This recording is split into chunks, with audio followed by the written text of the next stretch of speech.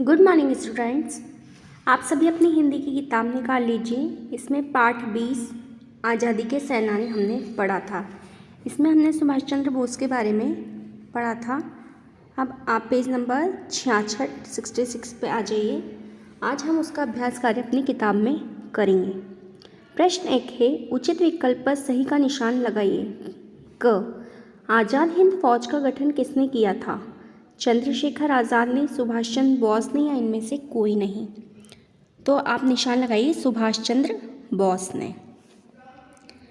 Second है ख, सुभाष चंद्र बोस का जन्म कब हुआ था?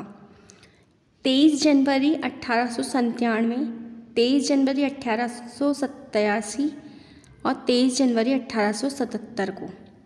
तो 23 जनवरी 1897 को पे आप निशान लगाइए। ग, सुभाष चंद्र बोस ने इंडियन सिविल सर्विस में कौन सा स्थान प्राप्त किया था? प्रथम स्थान, तीसरा स्थान, चौथा स्थान। तो आप चौथा स्थान पे निशान लगाइए। इन्होंने चौथा स्थान प्राप्त किया था।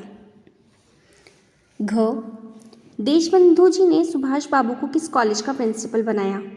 मेयो कॉलेज का, नेशनल कॉलेज का, या प्रेसिडेंसी कॉलेज का? तो नेशनल कॉलेज पे आप राइट का निशान लगाइए। ड, सुभाष चंद्र बोस ने नारा दिया जय हिंद का, तुम मुझे खून दो मैं तुम्हें आज़ादी दूंगा, या फिर दोनों ही? तो आप दोनों ही पर टिक लगाइए। सेकंड देखिए, सोचिए और लिखिए। यहाँ पे आपको प्रश्न दे रखे हैं, इन प्रश्नों के उत्तर हमें कॉपी में लिखने हैं। थर्ड पे आ जाइए आप। निम्नलिखित शब्दों की सहायता से रिक्त स्थानों की पूर्ति कीजिए। यहाँ आपको कुछ शब्द दे रखे हैं, उनमें से आपको छांट कर इन खाली स्थानों में भरना है। क, इनके पिता श्री जानकीदास बोस कटक के सुप्रसिद्ध थे वकील। इसमें लिखिए आप वकील थे। ख, इनकी माता श्रीमती प्रभावती एक महिला थी, धार्मिक महिला। तो इसमें लिखिए धार्मिक। ग, पूरे विश्वविद्यालय में उन्होंने स्थान प्राप्त किया, दूसरा। इसमें लिखिए।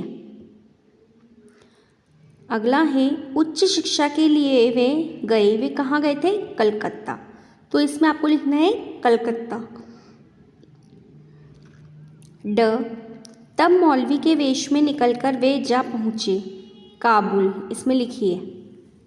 अब आप दूसरे पेज पर आ जाइए। प्रश्न नंबर 4 देखिए। निम्नलिखित वाक्यों में रेखांकित शब्दों के विलोम शब्द लिखिए। यहाँ आपको कुछ शब्द अंडरलाइन हो रहे हैं, उनके आपको विलोम शब्द लिखने हैं। अंग्रेजों से भारत की स्वतंत्रता के लिए सशस्त्र संघर्ष किया। तो आपको स्वतंत्रता पर अंडरलाइन हो रही है। स्वतंत्रता का विलोम शब्द होगा परतंत्रता। तो आप इसमें लिखिए परतंत्रता। ख है, सुभाष बाबू का जन्म उड़ीसा के कटक नगर में हुआ था।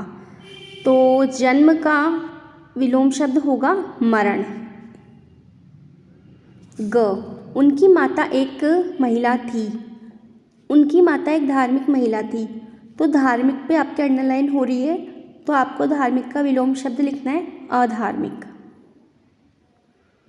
अगला है, आपने इसी कॉलेज से प्रथम श्रेणी में परीक्षा उत्तीर्ण की। उत्तीर्ण पे आपके अंडरलाइन हो रही है, तो आपको उत्तीर्ण का विलोम शब्द लिखना है अनुत्तीर्ण। अगला है, उन्होंने विदेशी वस्तुओं का बहिष्कार आंदोलन का नेतृत्व किया। विदेशी पर अंडरलाइन हो रही है, इसका विलोम शब्द होगा स्वदेशी। अगला है 5th, निम्नलिखित शब्दों में सर्वनाम पहचाने। यहाँ आपके कुछ शब्द दे रखे हैं, इनमें से आपको सर्वनाम शब्द ढूंढने हैं और उन पर अंडरलाइन करनी है। तो आप उनके नीचे अंडरलाइन कर दीजिए। क है, इन्होंने आज़ाद हिंद फौज का गठन किया। संज्ञा के स्थान पे जो शब्द प्रयोग होते हैं उनको सर्वनाम कहते हैं, इसलिए यहाँ उन्हीं शब्दों को अंडरलाइन करना है। तो आप इन्होंने पे अंडरलाइन करिए। ह, वे घर पर ही पढ़े। तो इसमें वे सर्वनाम शब्द है, तो आप इस पर अंडरलाइन करिए। ग, उन्होंने दर्शन शास्त्र में BA ऑनर्स की परीक्षा उत्तीर्ण की। तो यहाँ पे उन्होंने सर्वनाम शब्द है, तो आप इस पर अंडरलाइन करिए। जब वे अंग्रेजों की कैद में नज़रबंद थे, तो वे पे आप अंडरलाइन करिए।